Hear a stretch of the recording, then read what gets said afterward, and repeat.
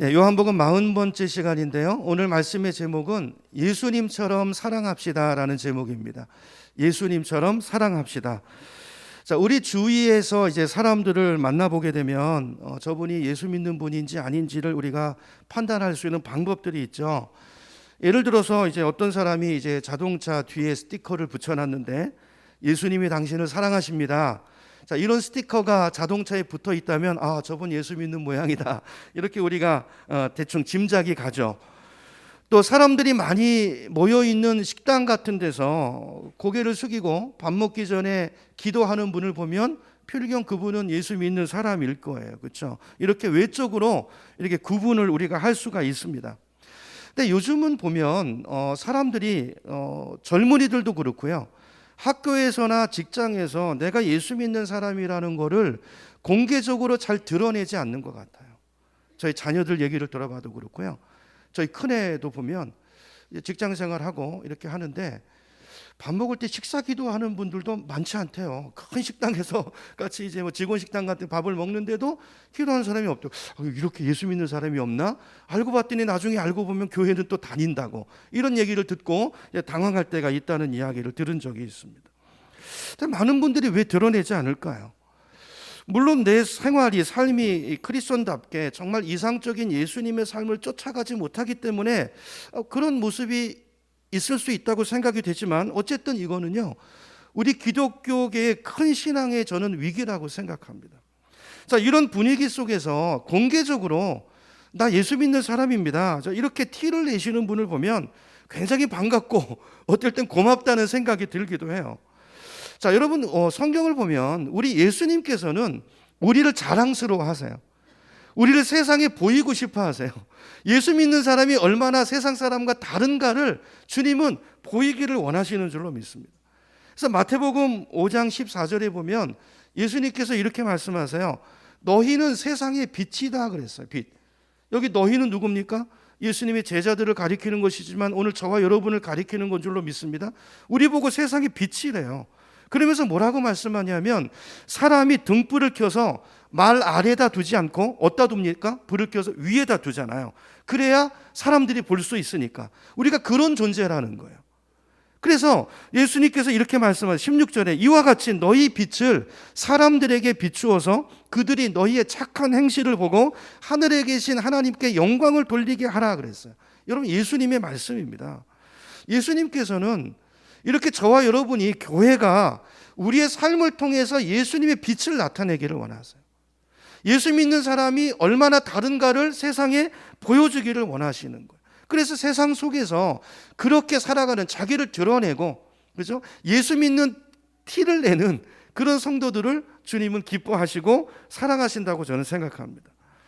여러분 우리가 크리스천이라면 크리스천의 티가 나야 됩니다. 꼭 말을 안 해도 말이죠. 저 사람 혹시 예수 믿나? 이런 어떤 느낌이 나야 된다는 거죠. 우리의 말과 또 인격과 삶의 태도에서 직장에서 일할 때도 저 사람은 뭔가 좀 다르다. 다 자기중심적인데 뭔가 이타적이고 다른 점이 있어야 된다는 거죠.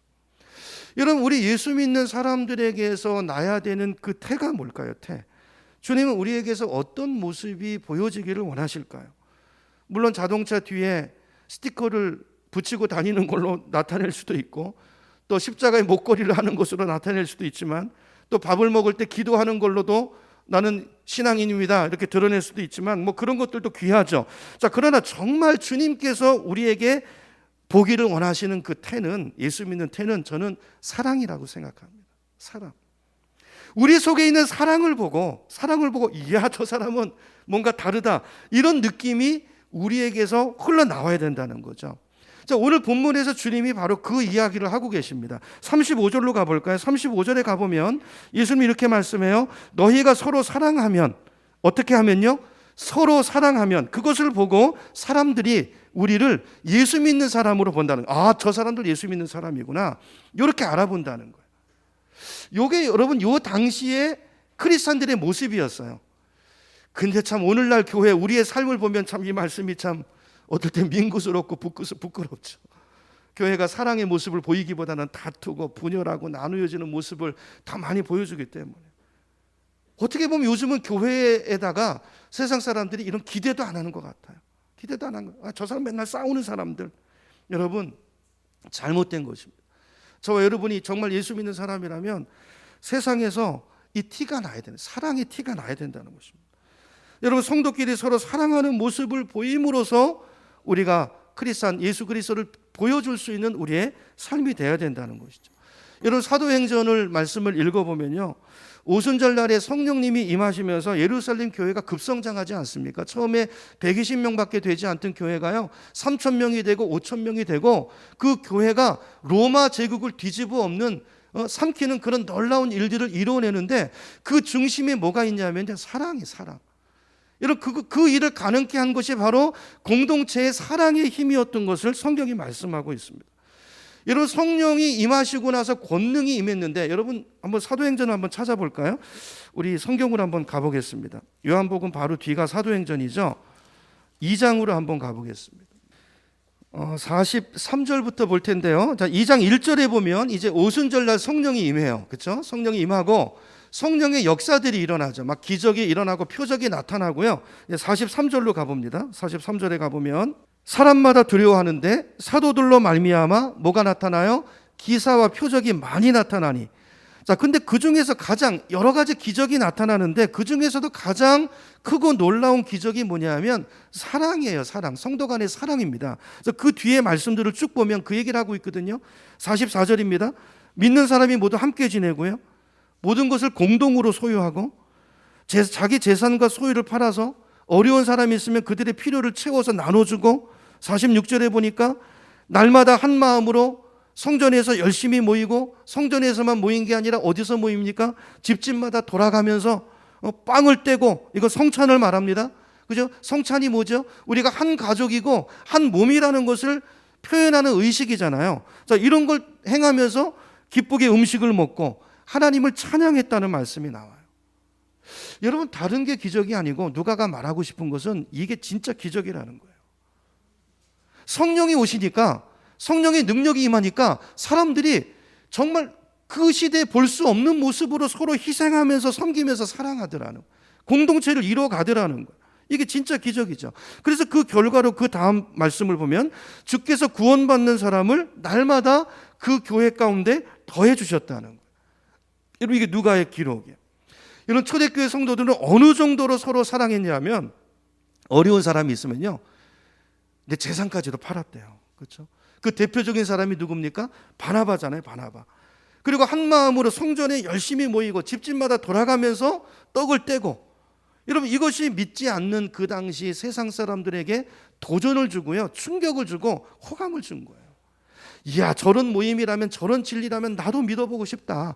나도 저 교회 안에 구성원이 되고 싶다. 자, 그런 호감으로 인해서 사람들이 몰려들고, 그래서 주께서 날마다 구원받는 사람을 그 교회 가운데 더해 주셨다는 거예요.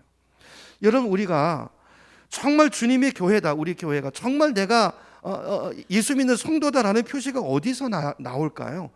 여러분, 저는 지금도 다르지 않다고 생각합니다. 여러분, 사랑입니다. 사랑. 여러분, 오늘 우리에게 이 사랑이 다시 회복되고 이 사랑의 결단이 있는 그런 예배가 됐으면 좋겠습니다. 여러분, 기독교 역사를 보면요, 이 시대 예수 믿는 거는 정말 쉬운 일이 아니었어요. 기독교의 시작은 굉장히 어려웠습니다. 유대 사람들한테 기독교는 이단이라는 오명을, 오해를 샀고요, 이방인들에게 기독교인들은 저거 사교다, 저거 사입이다. 자, 이런 많은 핍박과 오해들이 그 당시 있었어요. 그래서 초대교회 지도자들은, 교부들은요, 기독교를 옹호해야 될 필요가 있었는데 뭘 가지고 기독교가 사교가 아니고 이단이 아니라는 걸 증명했냐면요, 그리스도인들 속에 있는 사랑이었어요. 사랑. 교부들이 당시 세상을 향해서 뭐라고 그랬냐면, 야, 너희들 기독교가 이단이라고 그러고 사교라고 그러는데 교회 한번 와봐라. 공동체 한번 들어와 봐라. 와서 봐라. 그들이 사랑하는 모습을 보면 저게 어떻게 사교일 수 있냐, 저게 어떻게 잘못된 이단의 종교일 수 있냐. 여러분, 그것이 당시 교부들의 변증의 주된 내용이었어요. 여러분, 초대교회가 로마 제국을 뒤집어 엎을 수 있었던 것은 다른 것이 아니고 사랑의 힘이었는 것으로 믿습니다. 근데 오늘 우리도 이렇게 말할 수 있어야 돼요. 여러분, 우리도 세상을 향해서 우리 교회를 한번 와봐라. 우리 목장에 한번 와봐. 달라. 그죠? 우리 안에 있는 사랑, 서로 서로를 향한 그 섬김을 우리가 보여줬어야 하는 줄로 믿습니다. 이런 하나님을 잘 모르던 분들이, 여러분 요즘 이제 코로나로 인해서 이 통계를 보면요, 저희 교단만 작년에 680개 정도 교회가 문을 닫았습니다. 저희 교단만요. 이런 엄청나게 많은 교회들이 문을 닫고요, 어려움을 겪고 있습니다. 상가 교회는요, 그 월세를 감당하지 못해가지고 문을 닫고, 교회도 요즘은 서로 합쳐지고 이런 일들이 지금 벌어나고 있는데요. 자, 그런데 이런 어려움 속에서도 부흥하는 교회들이 있어요. 어떤 교회가 부흥할까요? 이런 부흥하는 교회 공통점이 뭐냐면, 교회마다, 부흥하는 교회마다 그 교회는 뭐가 있을까요? 사랑이 있어요. 사랑이 있습니다. 예배만 보고 가는 게 아니라 그 교회 안에 끈끈한 가족 같은 사랑으로 모여져 있는 공동체인 목장이든지, 그죠? 구역이든지 셀이든지 이런 소그룹들이 살아있다는 거예요. 이런 소그룹이 살아있고 이런 사랑의 교제가 이루어지는 교회들은요, 코로나가 아니라 그 어떤 것도 그 안에서 신앙이 유지되더라는 거예요. 여러분, 코로나가 있어도 전화할 수 있잖아요. 코로나가 있어도 영상통화할 수 있잖아요. 여러분, 이 공동체 예배, 끈끈한 사랑이 없는 교회는, 이 모이는 교회가, 이 예배가 없어지니까 예배가 무너져요. 그런데 소그룹이 살아있는 교회는 예배가 무너지지 않습니다. 그들의 가정에서 모이고, 그죠? 영상으로 모이고. 여러분, 그래서 이런 사랑이 있는 이런 교회들은요, 코로나를 통해서 엄청나게 부흥했어요. 오히려 요즘은 뭐 인터넷 교회 그래가지고 이제 이렇게 모이는 교회 말고 이 인터넷 교회로도 많이 모이고, 그 사람들이 또 교회 나와서 또 공동체를 이루고, 이런 현상들이 지금 벌어지고 있습니다. 많은 교회가 이제는, 이 시대는 전도가 안 된다고 이야기합니다. 그래서 이제는 전도를 포기하고 많은 교회들이요, 서로 교인 빼앗기에 혈안이 돼 있어요. 탈겟이 안 믿는 사람이 아니고요, 옆에 교회 믿는 사람입니다. 적이 없는 프로그램을 여기 만들어가지고 그 교회 교인을 일일이 유치하고 뽑아오고, 그리고 그걸 부흥이라고 이야기하는 지금 그런 시대 가운데 돌입했고요. 여러분, 그거는 부흥이 아니죠. 여러분들, 오른쪽 주머니에 있는 돈을 왼쪽 주머니에 올리면 부흥입니까? 왼쪽 지갑이 부흥한 거예요? 그 돈이 그 돈이잖아요. 지금 한국 교회 통계를 보면 교인 숫자는 감소해요. 근데 어느 특정 교회로 교인들이 몰리고 있어요. 이건 큰 교회만의 현상이 아니고요, 작은 교회에도 몰리는 교회들이 있습니다. 예외 없이 사랑이 있는 교회예요. 예외 없이 공동체가 서 있는 교회예요. 예배만 보고 가는 교회가 아니라 예배 후에 정말 코이노니아가 이루어지고 서로서로의 삶을 나누고 마음을 나누고 같이 아파하고 같이 기뻐하고 함께하는 그런 삶이 나누어지는, 삶이 공유가 되는 그런 공동체, 이 교회가 부흥하는 것입니다. 제가 그런 교회들에서 나오는 그런 간증들을 많이 봤어요. 그런 교회 예배에 들어가서요, 가보면, 자, 그런 교회 또 특징 중에 하나가 뭐냐면, 예배 때마다 간증이 있어요. 예배 때마다 간증이 있습니다. 코로나 때문에 다 죽는다고 그러는데, 그 예수 믿는, 제가 말하는 부흥은요, 수평이동을 말하는 게 아니에요. 자, 그런 교회를 찾아 들어간 게 아니고, 지금 이 시국 가운데서 교회가 욕을 먹는데도 불신자들이 계속 들어와서 부흥하는 교회가 있더라고요. 그 교회 가보면, 자, 우리 교회도 얼마 전에 우리 박순자 성도님 간증하셨잖아요. 그것처럼 계속 새신자들이, 불신 영혼들이 들어와서 예수 믿고 자기가 만난 예수를 간증하는 간증들이 계속 끊이지 않는데, 제가 그 간증들을 여러 개 들어봤어요. 여러 개 들어봤는데 더 이런 내용이에요. 보면 그분이 어떻게 예수를 믿고 세례까지 받게 됐는가, 그 이야기를 들어봤더니, 목사님 설교가 너무 좋아서라든지, 목장에 나가니까 뭐 아무개 목자가 성경 공부를 너무 잘 가르쳐서라든지, 이런 내용은 하나도 없습니다. 이렇게 말하는 사람은 하나도 없어요. 한결같은 얘기가 뭐냐면, 이 교회는 사랑이 많아서 오게 됐대요. 여러분, 이 지금 제가 말씀드리는 거는 코로나 시국이에요. 공동체가 못 모입니다. 근데 그런 교회는 뭐가 살아있었냐면요, 대예배로 못 모이는데 목장이 살아있어요. 그러니까 밥은 먹잖아요. 같이 교제하잖아요. 그러니까 그러면서 이 관계가 이어지는 거예요. 그러면서 그분들이 교회에 나오게 된 계기가 뭐냐면, 목장에 가보니까 목장 식구들이 서로 사랑하고 이렇게 하나 되고 가족 같은 공동체를 이뤄가는 거 보니까, 야, 저분들이 나가는 교회는 어떤 교회일까 궁금해져서 코로나 끝나고 그 교회 나오게 됐다는 이런 간증들을 많이 들었어요. 코로나 시국인데도요, 자기한테 삶에 어떤 문제가 생기니까 정말 진심으로 와서 도와주더래요.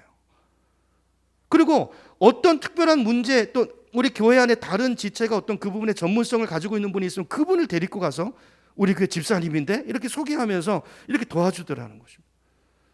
여러분, 이런 관심이, 사랑이 그들의 마음을 움직인 것이고, 이분들이 다니는 교회는 어떤 교회인가 싶어서 교회도 나와 봤더니 역시 그 교회 공동체 대그룹 안에도 사랑이 있더라는 거예요. 그래서 내가 이런 예수는 내가 믿고 싶다. 그래서 예수님을 영접하고 교인이 됐다는 이런 간증들을 제가 들어보았습니다. 여러분, 우리가 크리스찬이라면 크리스찬의 티가 나야 되는 것입니다. 그 티가 뭘까요? 오늘 주님 말씀해 보니까 서로 사랑하는 모습이에요. 사랑하는 모습. 저는 우리 교회가 아직은 부족하지만 우리 교회도 조금씩 저는 되어져 가고 있다고 생각해요. 그렇죠? 우리가 이제 목장을 시작한 지 얼마 안 되지만 오늘도 이제 목장 모임 이제 주간인데요. 여러분, 피상적인 대화가 아니라 목장 안에서 조금씩 우리 마음을 오픈하고 진지한 그 코이노니아가 이루어질 수 있는 그런 사랑의 공동체로 우리가 모임을 만들어 가야 되는 것입니다. 여러분, 기독교는 고백의 종교예요. 고백의 종교. 내가 예수 믿는 사람이라는 것을 우리는 어디 가든지 당당하게 우리 입술로 삶으로 고백할 수 있어야 되는데, 자, 무엇으로 티를 내야 되는가? 내 옆에 있는 형제를 사랑하는 모습으로 그 사랑을, 내 신앙을 그 모습으로 보여줄 수 있어야 된다는 거예요. 그래서 오늘 주님께서 그 말씀하시는 거예요. 35절 다시 보시면 너희가 서로 사랑하면 모든 사람이 그것으로서 너희가 나의 제자인 줄을 알게 될 것이다 그랬어요. 자, 그러면 성도들끼리 사랑하는 것이 중요한데, 자, 그러면 그 사랑은 어떤 사랑일까요? 주님은 그 사랑의 모델까지 오늘 우리에게 보여주십니다. 그러니까 주님이 말씀하시잖아요. 자, 세상 사람들도 사랑을 얘기해요. 근데 그게 아니고 내가 너희를 사랑한 것처럼 사랑하라는 거예요. 자, 그러면서 오늘 본문에서 두 가지 예를 드는데, 오늘 본문에 보면 두 사람이 나오죠. 두 사람. 그렇죠? 실예를 통해서 보여주시는데 오늘 본문에 등장하는 두 사람, 첫 번째는 누굽니까? 가룟 유다죠. 가룟 유다. 그렇죠? 두 번째는 베드로가 나와요. 자, 예수님이 이 두 사람을 어떻게 사랑했는가? 내가 이들을 이렇게 사랑한 것처럼 너희도 너희 안에서 이렇게 서로 사랑하라는 거예요. 이게 오늘 주님의 말씀의 요지입니다. 주님이 어떻게 사랑하셨는가? 오늘 두 사람의 경우를 좀 살펴보면서 우리의 모델을 삼으려고 합니다. 자, 이제 오늘 본문으로 다시 가서요. 자, 본문의 상황은 지난주에 본 것처럼 이제 목요일 저녁에 최후의 만찬, 마지막 제자들과 식사를 하시는 그 장면이죠. 자, 그때 도중에 예수님께서 21절로 가보세요. 자, 21절에 보면 놀라운 얘기를 하세요. 너희 가운데 하나가 나를 팔아넘길 것이다 그랬어요. 팔아넘길 것이다. 이런, 지금까지 예수님이 이런 얘기 하신 적은 한 번도 없거든요. 예수님이 십자가에 달려 죽을 것을 여러 번 말씀하셨지만, 그러나 그 죽임이 제자 중 하나가 배신해서 십자가에 달리고 붙잡히고 죽을 거라는 말씀은 오늘 처음 하시는 거예요. 이 밤에 처음 하시는 것입니다. 이런 이 말을 듣고 제자들이 얼마나 놀랐겠어요? 그래서 요한이 물어보죠. 거기 보니까 요한이 이제 말씀하죠. 23절로 가보겠습니다. 23절을 보면, 자, 요한이 이렇게 기록해요. 자, 제자들 가운데 한 사람, 예수께서 사랑하시는 제자가 바로 예수의 품에 기대에 앉았다라는 말씀이 나옵니다. 여기 23절에 나오는 예수님이 사랑하시는 그 제자가 누굴까요? 누굽니까? 이런 성경학자들은 다 그분을 이 요한복음의 저자인 요한이라고 생각하죠. 이유가 있습니다. 여러분, 성경 이제 복음서를 보면 예수님의 제자가 12이잖아요. 12제자 중에서 예수님께서 특별히 총회하시고, 보면 제자들이 이제 네 그룹이 있었어요. 네 그룹. 3명씩 네 그룹이 있었는데, 그 그룹의 리더격인, 예수님이 특별히 더 가까이 두시고 중요한 일이 있을 때마다 꼭 데리고 가시는 그 제자가 이제 3명이 특별히 있었는데, 그 사람이 누굽니까? 바로 베드로와 야고보와 요한이죠. 그 세 사람의 리더 중에 이제 요한 자기가 들어있는 거예요. 여러분, 이제 복음서가 4개가 있는데 요한복음을 제외하고 다른 이제 공간복음을 읽어보면 그 세 사람의 이름이 굉장히 자주 등장합니다. 베드로, 야고보, 요한, 자주 등장을 하는데, 근데 요한복음에는 요한이라는 이름이 한 번도 나오지 않아요. 그 이유가 뭘까요? 성경학자들이 보니까 이게 자기가 쓴 서신이니까 자기 이름이 높여질까 봐 자기 이름을 빼놓은 거예요. 그리고 꼭 오늘 본문의 경우처럼 자기 이름을 꼭 말해야 될 때는 이렇게 우회적으로 말하는 거예요. 그때는 예수께서 사랑하시는 제자다, 자기 이름을 말하지 않고 이렇게 우회적으로 표현하는 것을 보게 됩니다. 여러분, 예수님이 사랑하는 제자다라는 말은 자랑이 아니죠. 이건 자랑이 아니고 감사입니다. 감사. 나같이 못난 사람을 예수님께서 사랑해 주셨다는 그 고백이 들어있는 거예요. 그렇죠? 그 사랑을 받은 나, 주님에 대한 감사의 고백이고 표현인 것입니다. 그래서 23절에 다시 가보면 23절에 보면 예수님이 사랑하셨던 제자, 자기죠. 자기가 이제 예수님의 품에 기대어 누워 있다는 표현을 해요. 이게 무슨 말일까요? 지금 이 상황은 만찬 자리잖아요. 저녁 식사 자리인데 왜 누워 있다는 얘기일까요? 우리가 좀 이해가 되지 않는 표현일 수 있는데, 여러분 이걸 이해하려면 이스라엘의 문화를 이해해야 됩니다.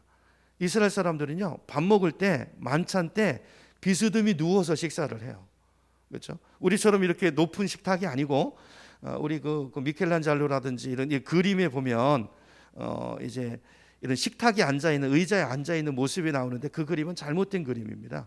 이스라엘의 문화를 보면 그 당시는 전부 낮은 탁자에서 비스듬하게 누워서 먹었어요. 이렇게 왼팔로, 팔꿈치로 이렇게 디디고요. 그 다음에 이렇게 기대 가지고 오른손으로, 그때는 그 스푼이나 젓가락이나 포크 이런 게 없었기 때문에 이제 오른손으로, 왼손으로 기대고 이제 오른손으로 이제 식사를 했던 것이죠. 그러면 생각해 보세요. 한번 연상을 해보시기 바랍니다. 이렇게 옆으로, 왼쪽으로 이렇게 기대게 되죠. 왼손으로 이렇게 팔꿈치를 괴고 누우니까. 자, 그러면 왼쪽으로 이렇게 비스듬히 눕게 되면 내 머리가 누구 앞에 가게 될까요? 왼쪽에 앉아 있는 사람 가슴 품에 자연적으로 닿게 될 거예요. 그렇죠? 요한이 그 얘기를 하는 거예요. 그래서 요한이 예수님의 품에 기대에 앉았다 하는 말은 무엇을 말하는 것입니까? 요한 왼쪽에 지금 누가 앉아 계시는 거예요? 예수님이 앉아 계시는 거예요. 예수님이 앉아 계시는 거예요. 그러니까 요한은 예수님의 오른쪽에 앉아 있는 거죠. 그 이야기를 설명을 하는 것입니다. 그러니까 사랑받는 제자이기 때문에 요한이 거기에 앉아 있는 거예요. 자, 24절로 가볼까요? 자, 24절에 보면, 자, 예수님께서 너희 중에 누가 나를 팔 거야 이렇게 말씀하니까, 자, 베드로가 요한에게 머리짓을 했다는 말씀이 나오죠. 그러니까 이걸로 봐서 베드로는 어디에 앉아 있는 걸까요? 좀 멀리 앉아 있는 거예요. 좀 멀리. 그래서 예수님이 누군가 너희 중에 나를 팔 거야 그러니까 베드로가 이렇게 보고 있다가 예수님 가장 가까운데 요한이 있으니까 머리로, 야, 한번 물어봐라. 누가 판다고 그러니 한번 물어봐라. 이렇게 머리짓으로 이야기를 건네는 것입니다. 그렇죠? 이 상황 이해가 되시죠? 이걸로 봐서 베드로는 좀 멀리 앉아 있던 거예요. 자, 그러면 어쨌든 그렇다면 요한이 지금 예수님 가장 가까운 오른쪽에 앉아 있다면 그럼 가룟 유다는 어디에 앉아 있었을까요? 제 생각에는요, 오늘 본문의 문맥을 보면 유다는 예수님의 왼쪽에 앉아 있을 거라고 생각이 돼요. 자, 왜 그런가 보니까 이제 떡을 적셔서 26절에 가 보세요. 자, 베드로가 머리짓을 하니까 요한이 25절에 물어보죠. 주님, 그 사람이 누굽니까? 누군가 너희 중에 나를 판다고 그랬는데 그 사람이 누굽니까? 물어보니까 26절에 예수님 뭐라고 대답하시냐면, 내가 이 빵 조각을 적셔주는 그 사람이 나를 팔 자다, 이렇게 말씀을 하세요. 그리고 나서 떡을 누구에게 줍니까? 가룟 유다에게 주세요. 자, 그러면 여러분, 떡을 직접 건네줄 수 있는 거리면요, 여러분 그 당시 이제 식탁은 이렇게 마주보고 앉지 않고 이렇게 디귿자로 차려지거든요. 우리가 생각할 때 가운데 예수님이 앉아 계시고 오른쪽에 누가 있어요? 요한이 있고. 자, 그러면 떡을 직접 건네서 적셔서 줄 수 있는 사람이면 가룟 유다가 왼편에 앉아 있다고 보는 게 자연스럽죠. 그래서 많은 학자들이, 또 화가들의 그림을 보면 그렇게 그려져 있어요. 그렇게 그려져 있어요. 자, 그러면 여러분 한번 가만히 그 당시 상황을 한번 정리해서 생각해 보시기 바랍니다. 가룟 유다가 예수님 가장 가까이 앉아 있는데, 여러분 유다가 어떤 사람이죠? 유다는요, 예수님 그 그룹의, 제자 그룹의 재정 관리를 맡아 있으면서 그 돈을 뒤로 살살 빼내 가지고요, 도둑질해 가는 사람이었어요. 그리고 몇 시간 있으면 예수님을 팔아먹을 사람입니다. 은 30에 팔 계획을 가지고 있는 사람이에요. 여러분, 예수님께서 그 사실을 지금 이 식사 자리에서 알고 계셨을까요? 모르고 계셨을까요? 알고 계셨죠. 1절로 가보세요. 13장 1절로 가보겠습니다. 자, 13장 1절을 보면, 자, 요한이 이렇게 기록해 놓고 있습니다. 6월절 전에 예수께서 자기가 세상을 떠나 아버지께로 돌아가실 때가 이런 줄을 어떻게 하고요? 아시고 세상에 있는 자기 사람들을 사랑하시되 끝까지 사랑하시니라 그랬어요. 죽을 때가 된 걸 아신 거예요. 그리고 2절에 보면 마귀가 벌써, 이 벌써라는 말은요, 지금이 아니고 계속해서 그러니까 마귀의 유혹을 계속 미혹을 받고 있는 거예요, 유다가. 벌써 시몬의 아들 가룟 유다의 마음에 예수를 팔려는 생각을 넣었다는 것도 주님은 아셨어요? 몰랐어요? 알고 계셨어요. 여러분 1, 2, 3절에 계속 아신다는 단어가 나옵니다. 요한이 뭘 말하는 것입니까? 예수님은 아셨어요. 유다가 슬슬 재정을 맡아가지고 돈 욕심을 가지고 그 돈깨를 훔쳐가고 있는 도둑이라는 것도 아셨고, 자기를 팔아넘길 계획을 갖고 있다는 것도 아셨고, 또 유다만 안 것이 아니라 베드로가, 그 수제자가, 큰 소리치는 그 제자가 자기를 3번이나 부인하고 저주까지 할 거라는 것을 주님은 아셨습니다. 그걸 아시면서도 어떻게 하셨어요? 그 다음에 보니까 무릎을 꿇고 제자들의 발을 씻기신 거예요. 그리고 내가 너희를 사랑한 것처럼 너희도 사랑하라고 말씀하시는 거예요. 자, 오늘 1절에 보니까 다시 보세요. 아시고도 예수님은 그들을 끝까지 사랑하셨대. 끝까지 포기하지 않고 끝까지 사랑하시는 이 사랑이 예수님의 사랑이라는 거예요. 나처럼 사랑하라는 것은, 유다를 통해서 볼 수 있는 것은 이 사랑인 거예요. 여러분, 저와 여러분 같으면 어떻게 했을까요?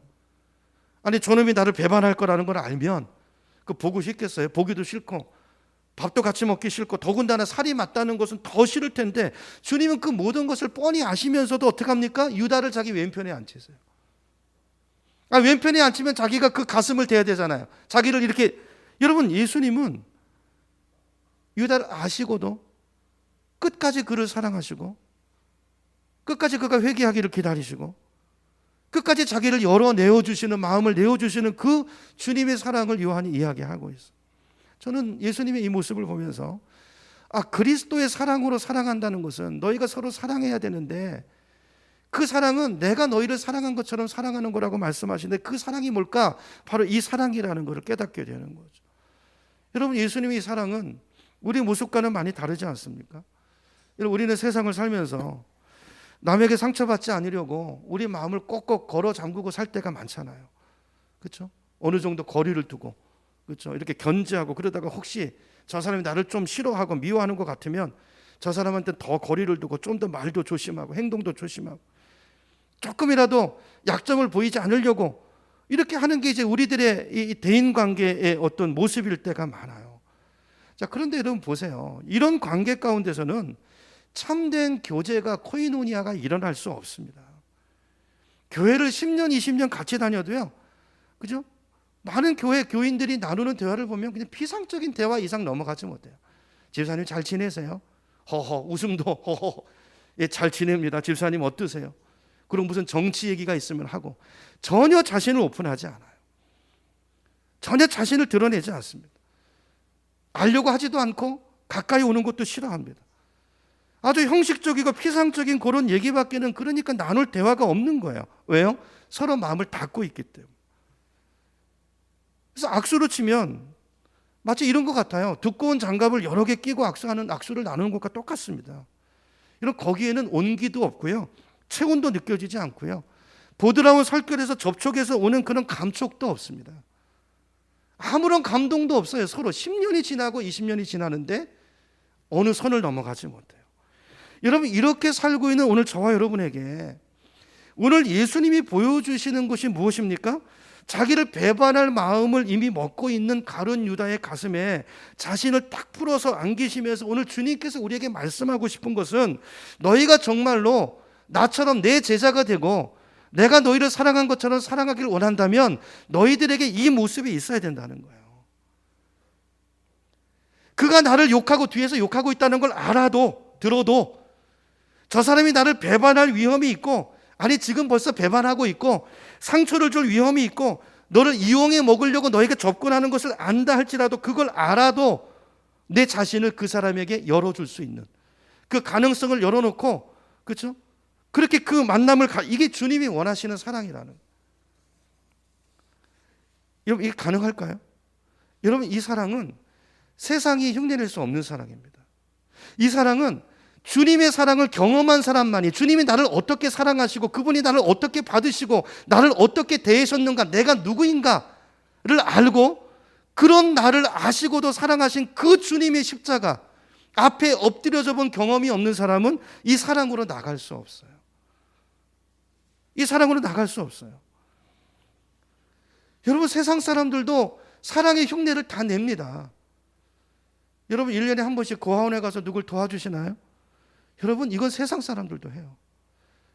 그러나 나를 해코지 않은 그 마음을 가지고 있는 걸 알면서도, 아니 지금도 뒤에서 그러고 있는 걸 알면서도 주님의 마음으로 그 사람을 품을 수 있는 그 사랑은 우리가 가족이기 때문에 말이죠.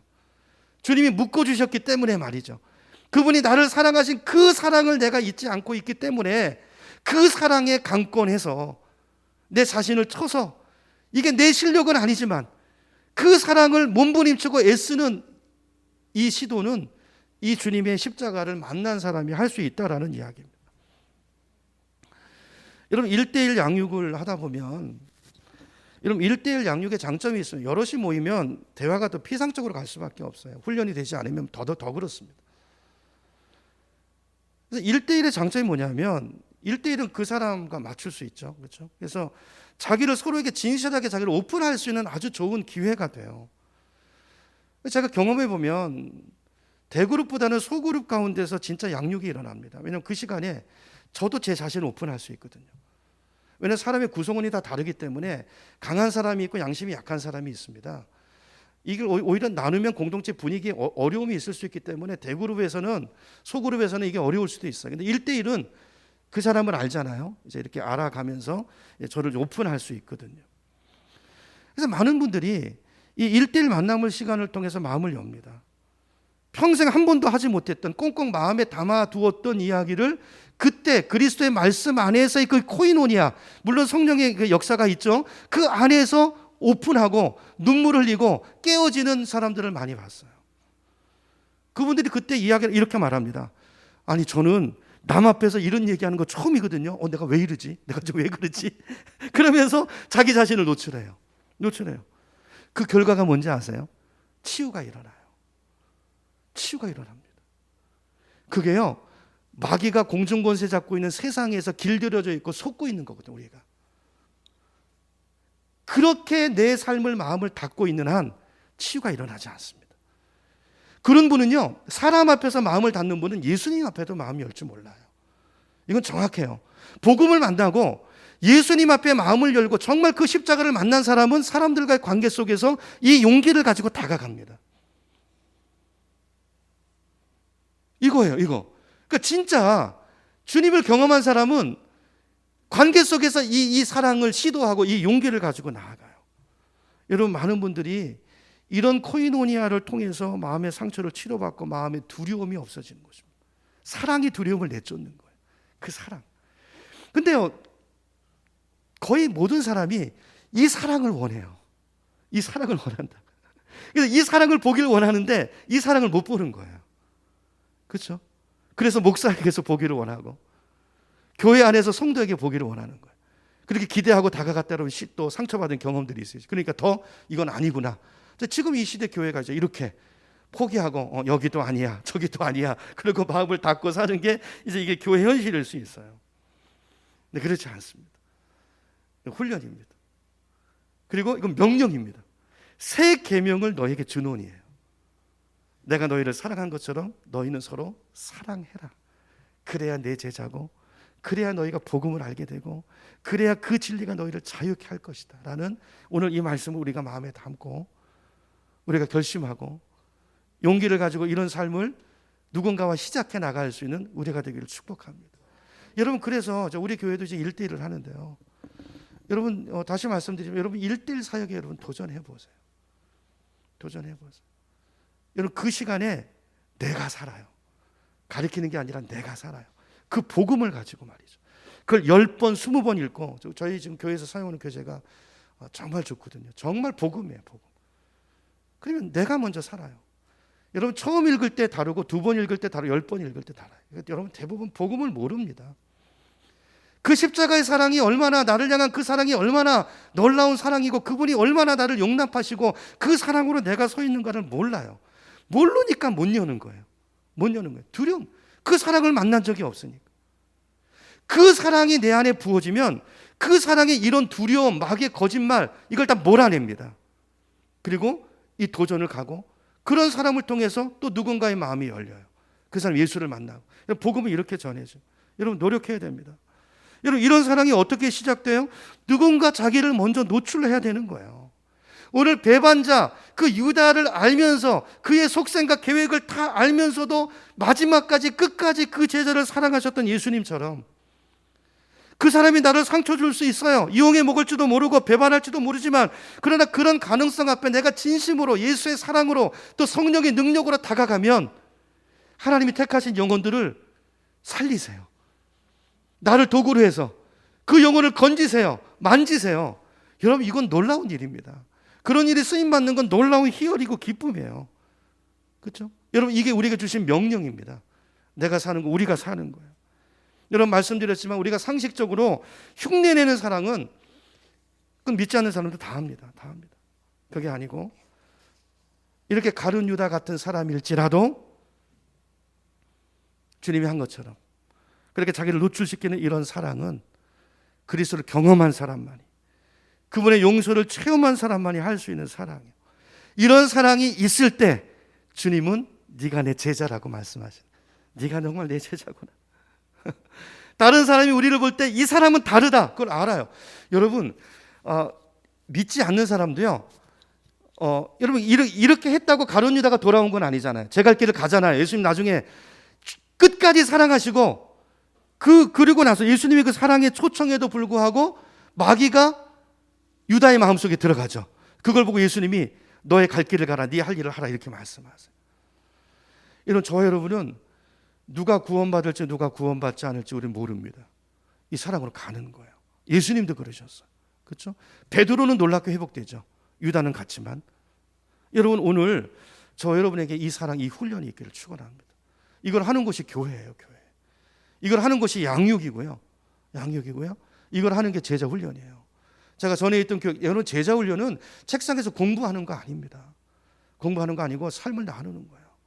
전에 어떤 제자 훈련 팀 같은 경우는요, 그 안에서 여러분 26주씩 52주니까 거의 1년을 한 그룹 안에서 마음을 나누고 삶을 나누고 같이 울고 그러면서 서로를 이해해가는 거예요. 아, 저분이 저런 상처를 안고 살았구나. 저분에게 저런 눈물이 있구나. 그걸 알면서 같이 울고 같이 위로하고 같이 손 얹고 기도하고. 여러분 이런 모임을 52주를 가지니까요, 훈련이 끝났어요. 훈련이 끝났는데, 기간이 끝났는데 자기들은 안 끝났대요. 몇 기 모임을 계속합니다. 그 모임을 한 달에 한 번씩 계속 모여요. 왜죠? 그 감격을 잊을 수가 없는 거예요. 그렇죠? 그 사랑, 그 진정한 그 안에 코이노니아가 이루어졌기 때문인 것입니다. 여러분 초신자가 교회 나와서요, 이 사랑을 깨달으면 절대 교회 떠나지 않습니다. 이 사랑을 못 만나기 때문에 방황하고 떠나는 거예요. 여러분 밖에서 우리를 통해서 이 예수 향기가 나고 이 예수 사랑이 보여지면 여러분 그분들에게 이 공동체에 대한, 예수에 대한, 우리가 믿는 예수에 대한 궁금증이 일어납니다. 그래서 전도가 되어지는 거예요. 여러분 전도는 나의 삶이에요. 그렇죠? 두 번째, 시간이 많이 가, 두 번째 나오는 인물은 베드로인데요. 주님께서 베드로를 다루시는 모습을 보면서 우리는 또 깨닫게 돼요. 예수님처럼 사랑하라는 말은 바로 이거구나. 이게 깨달아지죠. 예수님께서 자꾸 말씀 중에 내가 간다 이야기를 하시니까 베드로가 물어보죠. 주님께 36절입니다. 36절 보면 주님 도대체 어디로 가신다는 얘기입니까? 물어보니까 예수님 대답하세요. 내가 가는 곳에 네가 지금 말해도 모르고 지금은 따라올 수 없으나 뭐라고요? 나중에는 따라올 거다 그랬어요. 그러니까 충동적인 베드로가 37절에 또 질문하죠. 아니 주님, 내가 왜 지금 따라갈 수 없습니까? 나는 주님을 위해서라면 목숨도 버릴 수 있습니다. 호언장담을 하죠. 그 말을 듣고 38절에 주님 뭐라고 말씀하죠? 네가 나를 위해서 목숨을 버리겠느냐? 주님은 아시죠. 야 이놈아, 다 굴기 전에 네가 나를 3번 부인할 거다 이놈아. 주님은 다 아신. 여러분 베드로가 누굽니까? 예수님과 3년을 같이 지냈던 수제자예요. 얼마나 주님이 마음을 쏟으시고 그죠? 열정을 쏟아냈던 그런 제자가 지금 몇 시간이 안 돼가지고 이제 그렇게 정성을 다해서 사랑했는데 나중에 나 그런 사람 몰라요. 3번이나 부인할 거예요. 거기다가 저주까지 할 거예요. 이걸 주님은 아세요. 그걸 알고 있는데 여러분 같으면 어떠시겠어요? 여러분 보세요. 다 알고 있는데 아니 네가 저 딴 데 가서 내 욕한 거 다 들어서 알고 있어. 근데 앞에 와가지고는 이런, 나는 당신을 위해서는 목숨을 바치겠다고 해요. 그럼 이런 어떤 느낌이 드시겠어요? 진짜 한 대 때려주고 싶지 않겠습니까? 너 말은 잘한다. 그런 생각 들지 않겠어요? 말은 잘한다. 근데 예수님께서 베드로를 다루시는 모습을 보면 전혀 나무라는 어조나 책망하는 태도가 전혀 없습니다. 오히려 베드로를 격려하세요. 그걸 알고도, 부인할 거를 알고도 격려하시고 축복하세요. 36절 다시 가보세요. 거기 보면 예수님이 네가 지금은 따라올 수 없으나 나중에는 따라올 거야. 뭘 보죠? 지금이 아니라 미래를 보세요. 미래. 조금 있으면 자기를 부인할 건데, 그런 베드로를 보면서 격려하세요. 나무라지 않으세요. 자, 이걸 보면서 예수님의 사랑은, 두 번째 베드로를 통해서 나타난 사랑은 어떤 사랑입니까? 용납하는 사랑이에요.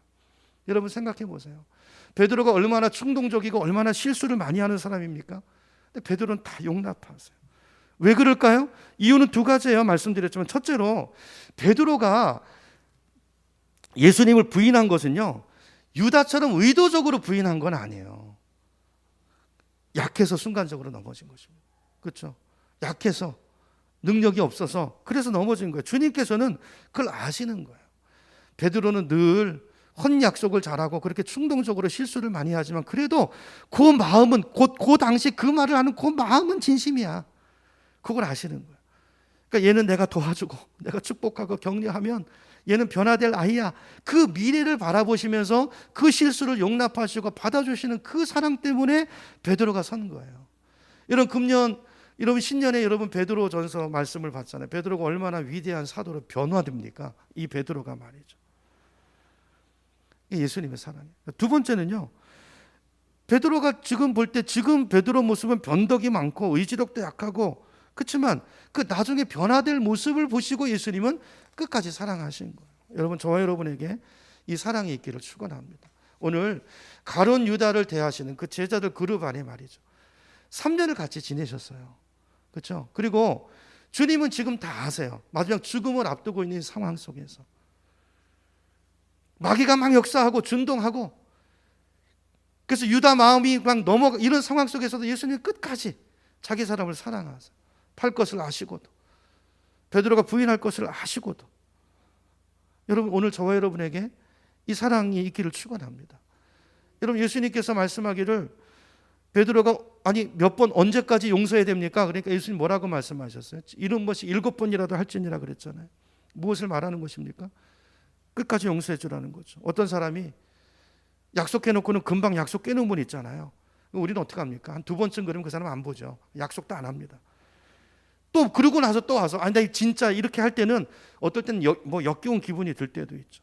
그런데 그러지 말라는 거예요. 약속하는 그 순간 그분의 진심이 조금이라도 들어있다면, 그죠? 실수가 있더라도 과거가 아니고 그 진심을 믿어주는 사람이 되라는 거예요. 여러분, 이런 사랑은 세상 사람은 하지 않습니다.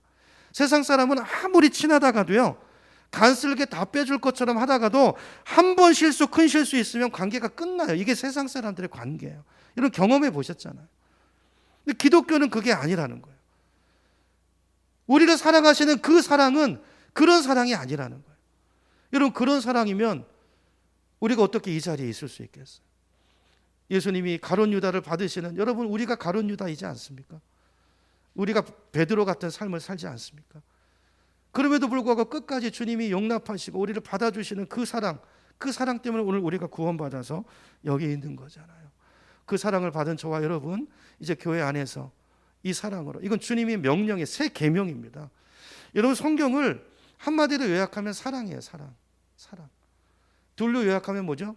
십계명이고, 십계명을 둘로 하면 하나님 사랑과 이웃 사랑이죠. 하나님 사랑은 추상적이니까 하나님 사랑과 같은 것이 이웃 사랑이라고 그래요. 이웃 사랑. 근데 이웃을 어떻게 사랑하라고요? 오늘 본문에 보니까 내가 너희를 사랑한 것처럼.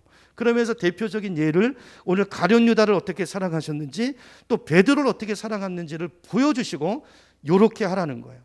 우리 주변에 분명히 가룟 유다가 있습니다. 그런 성향을 가진 사람. 우리 스스로에게, 모두에게 그 성향이 있어요. 어떨 땐 제가 가룟 유다의 삶을 살아요. 베드로의 삶을 살고, 우리를 이렇게 사랑해 주셨던 그 사랑으로 서로를 받아주고, 그죠? 견뎌주고 사랑하라는 오늘 말씀이 주님의 말씀인 것입니다. 여러분, 우리가 가룟 유다 같은 배신을 없었으니까 난 유다와 다르다고 말씀할지 모르지만, 여러분 우리가 주님을 등지고 세상으로 나갔을 때가 얼마나 많이 있습니까? 그렇잖아요. 그럴 때마다 주님은 신실하게 또 찾아오시고 오늘 우리가 여기 있다는 걸 기억하시고 오늘 이 사랑을 마음에 담고, 주님 그렇습니다. 제가 가룟 유다였습니다. 내가 베드로였습니다. 그 사랑으로 이제 내가 주님을 사랑하고 또 이웃들을 사랑하는 삶을 살기를 원합니다. 그 마음과 그 도전을 가지고 한 주간도 그 믿음으로 승리하시는 우리 모두가 되기를 주님의 이름으로 축원합니다.